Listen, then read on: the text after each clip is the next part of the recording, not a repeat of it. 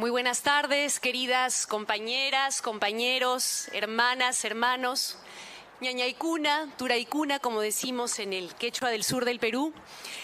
Quiero compartir y reiterar la alegría expresada por los compañeros, compañeras aquí presentes de poder tener este encuentro, este diálogo, en un momento fundamental, en un momento crítico. Hemos hablado mucho de crisis a lo largo de estos 2 días, de crisis global, de cómo esta crisis global impacta ciertamente de manera diferenciada, pero con probablemente la misma intensidad y muchas veces en torno a los mismos temas en cada uno de nuestros países. Y es precisamente en esos momentos de crisis que más necesitamos encontrarnos, dialogar, para compartir experiencias, para reafirmarnos en nuestras convicciones, en nuestros sueños y poder seguir en la lucha. Así que muchísimas gracias por esta oportunidad, a todos los compañeros, compañeras presentes, a todos y cada uno de ustedes, al equipo que ha organizado este encuentro con un enorme despliegue logístico, comunicacional, etcétera, que agradecemos muchísimo. Quiero también aprovechar la oportunidad para agradecerles a cada uno, cada una de ustedes, que sé que como personas, como organizaciones, como colectivos, como partidos, se han estado pronunciando a lo largo de estos meses y semanas en solidaridad con el pueblo peruano. Quiero aprovechar también la oportunidad para agradecer a aquellos parlamentarios, parlamentarias, algunos de ellos aquí presentes, que se han pronunciado enérgicamente exigiendo a sus respectivos gobiernos que dejen de vender armas, bombas lacrimógenas y pertrechos para reprimir al pueblo peruano. Agradecemos esa solidaridad. Quiero agradecer también al presidente de Chile, Gabriel Boric, que tuvo un pronunciamiento enérgico y valiente en defensa de la vida en espacios internacionales, en defensa de la vida, algo que debería unirnos a todas y todos más allá de nuestras diferencias ideológicas y políticas, y sin embargo parece que es tan difícil a veces. Y sin embargo en el Perú lo necesitamos, compañeras y compañeros, porque hoy lo que más corre riesgo es la vida. Precisamente el día de ayer se cumplían 4 meses del gobierno de Dina Boluarte, que no es presidenta, como bien decía la Gaby. La única presidenta en América Latina es Xiomara Castro. Dina Boluarte quizás quede registrada en la historia como dictadora, pero no más. 4 meses del gobierno de Dina Boluarte, 4 meses de movilización y lucha constante del pueblo peruano. Es cierto, con altos y bajos, con picos de movilización, con repliegues, pero movilización constante y totalmente legítima, expresando primero que nada un hartazgo, un cansancio, un rechazo al hecho de que hoy estén gobernando en el Perú quienes perdieron las elecciones. Un hartazgo por tanta promesa incumplida, un hartazgo frente a 500 años de colonialismo y 30 años de neoliberalismo depredador. 500 años de colonialismo y sus secuelas de racismo, exclusión y discriminación. 30 años de neoliberalismo y sus efectos de precarización del trabajo, de la vida, de mercantilización de los derechos, de exclusión de las mayorías. El pueblo peruano ha salido a manifestar con claridad y con firmeza ese hartazgo y esa demanda de cambio profundo y verdadero. Y la respuesta de la clase política ha sido la represión, la criminalización, las balas. Hoy las cifras oficiales dan cuenta de ya 68 muertos, por lo menos 49 de ellos por arma de fuego de las Fuerzas Armadas o policiales. Muchos de ellos jóvenes, casi niños de 15, 17, 19, 20 años. La mayoría de ellos y ellas hijos de campesinos, indígenas, quechuas, aymaras. Pienso, por ejemplo, en Marcos Amillán, un joven interno de medicina de Juliaca, de Puno, que organizó con sus compañeros de facultad una brigada de salud para socorrer a los heridos en las movilizaciones y que el día de la masacre en Juliaca, porque esa es la palabra que hay que usar, masacre, 20 muertos en un solo día, salió a socorrer a un herido y mientras estaba en el piso arrodillado tratando de salvarle la vida a su hermano, recibió 2 disparos en el tórax y murió. Pienso, por ejemplo, en Rosalino Flores, un joven cusqueño, hijo de familia campesina de 22 años, que estudiaba gastronomía, seguramente gracias al enorme esfuerzo de su familia para poder pagarle esos estudios, y que recibió, escuchen bien, 36 perdigones de plomo en el tórax por la espalda. Entonces, que no les digan que eso fue resultado de algún enfrentamiento, ¿no? O de algún ejercicio de la violencia por parte de los manifestantes. Rosalino Flores recibió 36 perdigones por la espalda y luchó durante 70 días en un hospital y perdió la vida. Eso es lo que hoy está pasando en el Perú. Muerte y desolación frente a la cual seguimos necesitando, compañeras y compañeros, de su solidaridad activa. Se los pido, por favor. Hay una crisis profunda, que encuentra entre sus razones más profundas el racismo, la exclusión de la que hablaba hace un momento, que explica por qué la mayoría de las víctimas son campesinos o indígenas. Por esta idea de nuestras élites de que hay vidas y voces que valen menos o que no valen. Pero también porque hay amplios sectores de la sociedad que también son racistas y excluyentes. A mí me dolió mucho escuchar cómo en mi región, en el Cusco, allá por el mes de enero, un día en el que llegaban desde provincias rurales varias delegaciones de campesinos en buses y en camiones a la ciudad del Cusco, un grupo de familias cusqueñas de clase media los esperó en la entrada de la ciudad, no para recibirlos con los brazos abiertos, sino para decirles: fuera indios, váyanse a la chacra. Y si me detengo en contar esto, compañeras, compañeros, aunque sea doloroso y hasta vergonzoso en cierto sentido, es para llamar la atención sobre la necesidad nuestra de escuchar eso que a veces subyace, que no vemos, que no se dice, que no se enuncia, pero que está en las entrañas de nuestros pueblos. Esos pendientes de la historia, esas viejas heridas que creemos sanadas porque son tan antiguas y sin embargo siguen abiertas y siguen sangrando.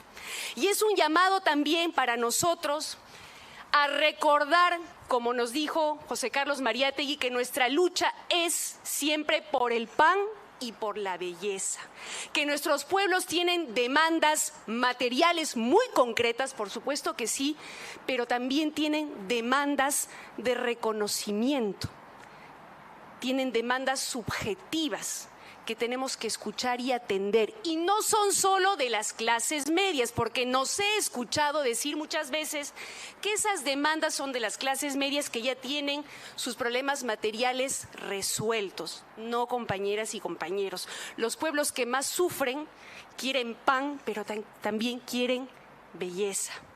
No olvidemos eso.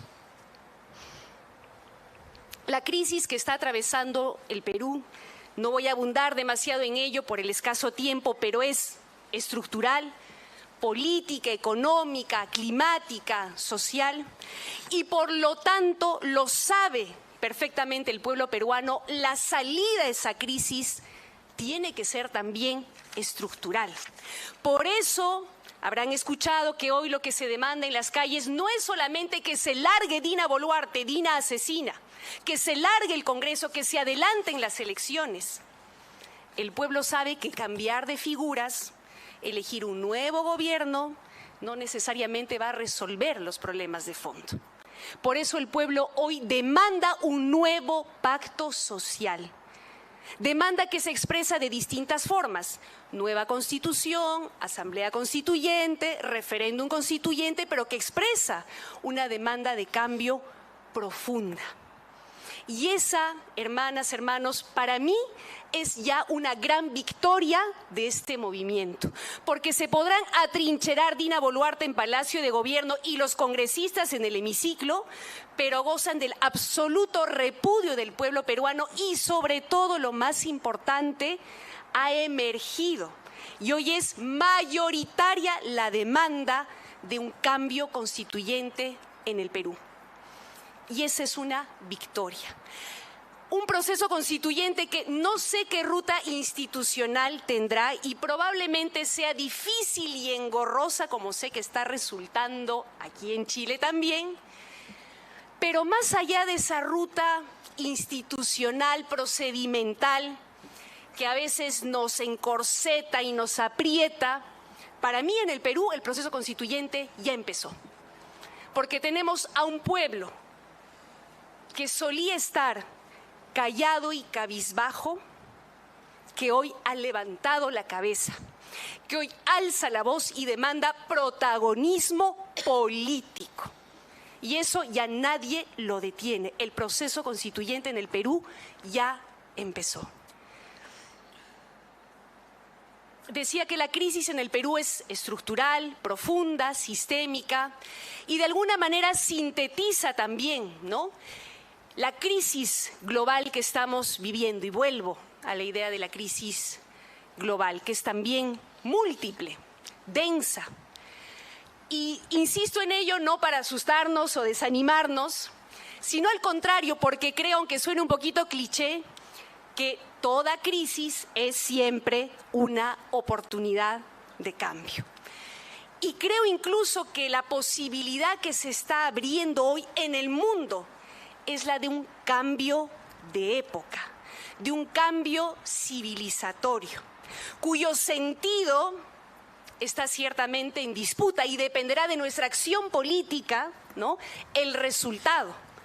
¿Hacia dónde es ese cambio? Pero ese cambio está ya en ciernes. Y para eso es importante caracterizar la crisis y ver qué alternativas entonces proponemos y construimos a esta crisis de la globalización neoliberal, crisis de la democracia liberal, lo hemos dicho también en nuestro diálogo en estos días, y crisis climática. Por sintetizar un poquito, ¿no?, estas múltiples crisis de las cuales hemos hablado.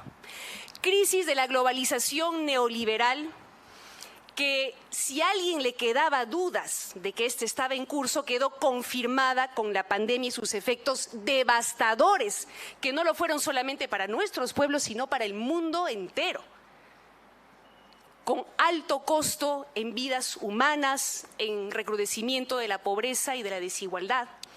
Pero crisis de la globalización neoliberal que se expresa también en nuevas disputas por la hegemonía global.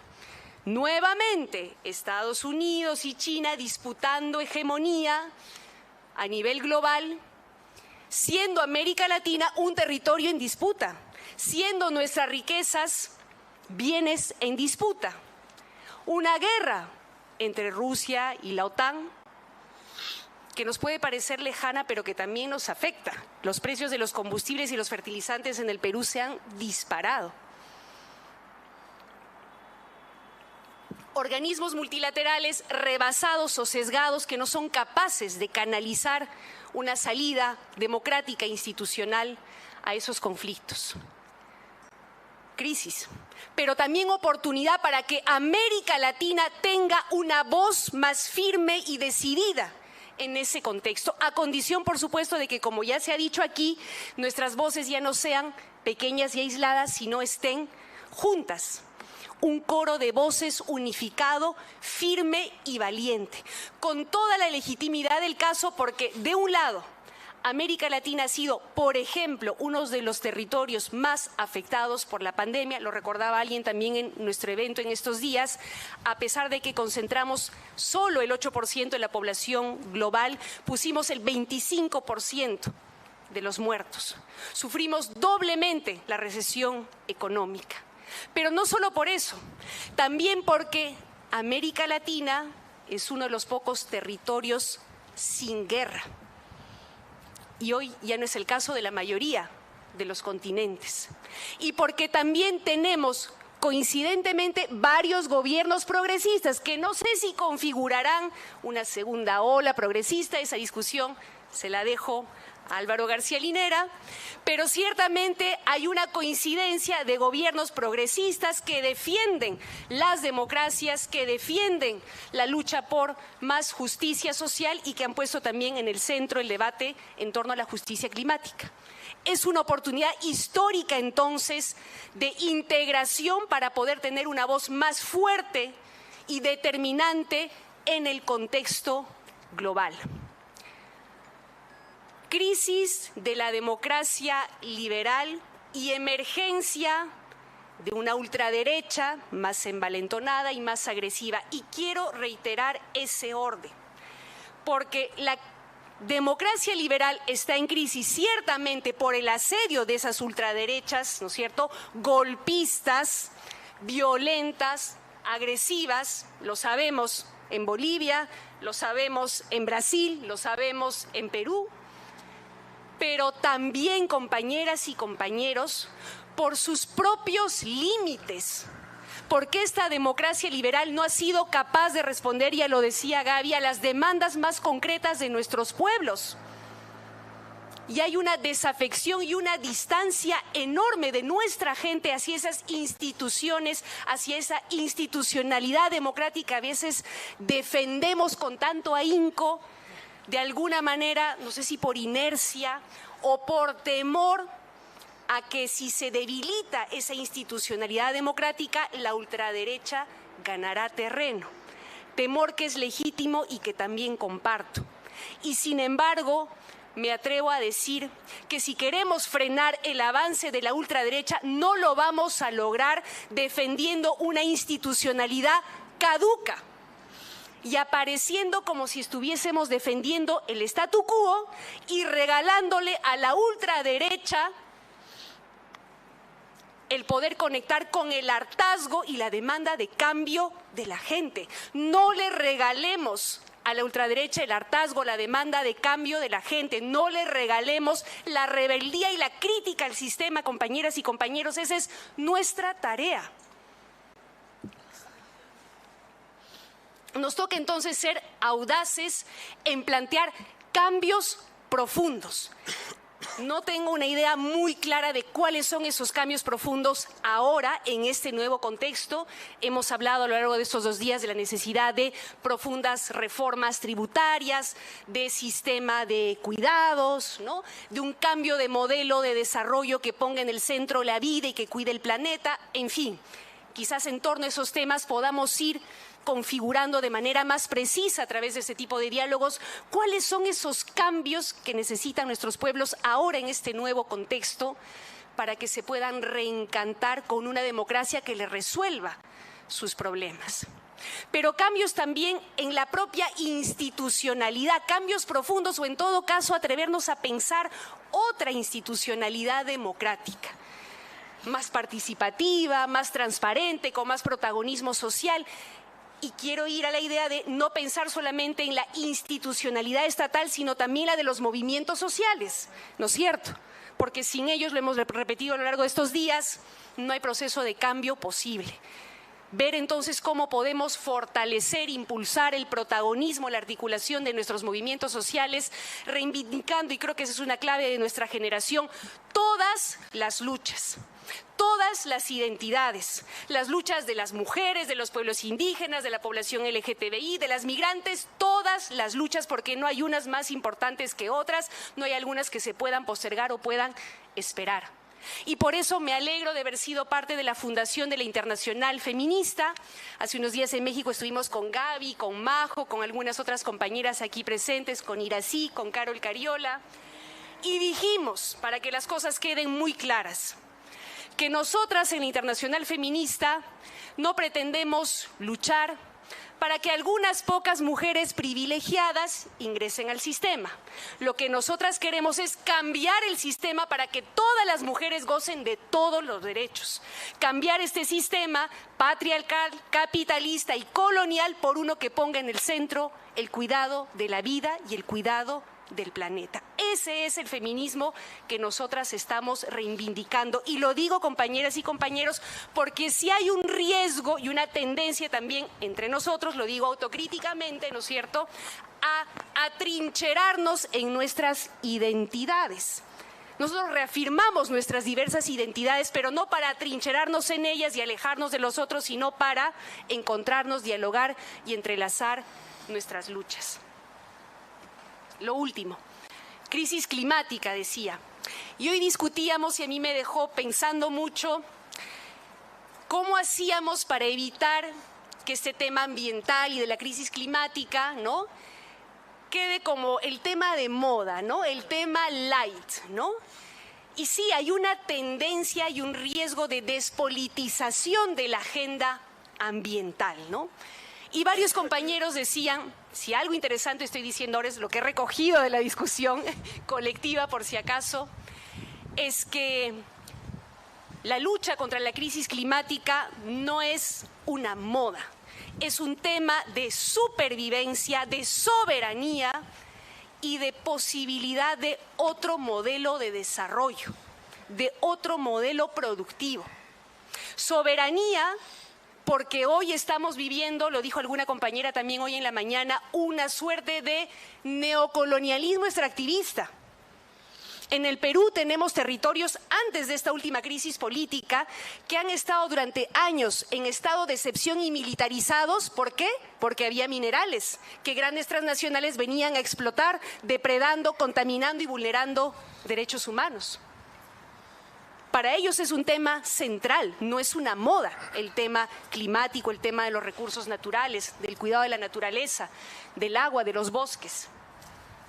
Soberanía, entonces, para que nosotros decidamos qué vamos a hacer con nuestro oro, nuestro cobre y nuestro litio, ¿no es cierto? Soberanamente.